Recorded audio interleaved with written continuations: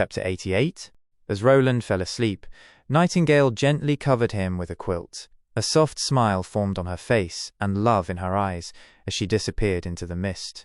She reappeared in her room, where Wendy was quietly reading a book. "You were in His Highness's room again, weren't you?" "Wendy, you were still awake? I was afraid that you'd do something bad. His Highness isn't a child. Is it really necessary to watch over him until he's asleep?" The news about the witch union has already spread across the kingdom. Well, stiff one of the witches who heard the news wanted to harm His Highness. But our sisters live in the castle, and there are guards patrolling outside. Besides, haven't you placed a stone under his pillow already? You never touched those kinds of things before. That was just a safety measure. Veronica, we are witches. I know that. We are witches. And His Highness has said that he will marry a witch. And he didn't lie.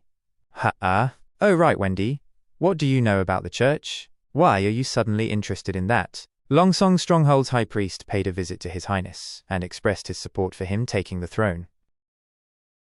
Even though His Highness didn't agree, they offered us 2 suspicious pills. They said the pills were developed by the Holy City's prayer room. Have you heard about it before? From when you were living in the Abbey? I don't know. That place had high walls on all 4 sides. I was only able to see the sky. There were many young girls like me there who didn't know where they came from. There were also orphans and abandoned children taken in by the church, as well as some who were sold by their parents. We learned etiquette, how to sing, and how to read.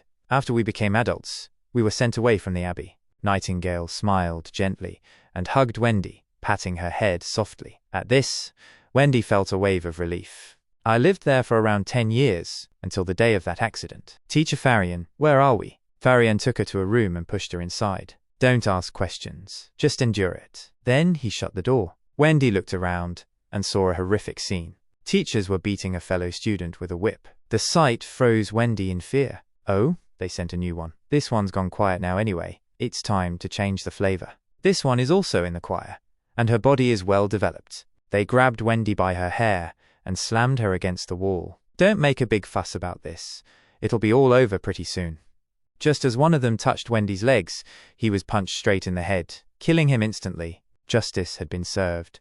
The girl who had just been released from her shackles stood tall, her eyes filled with determination. She escaped. Catch her.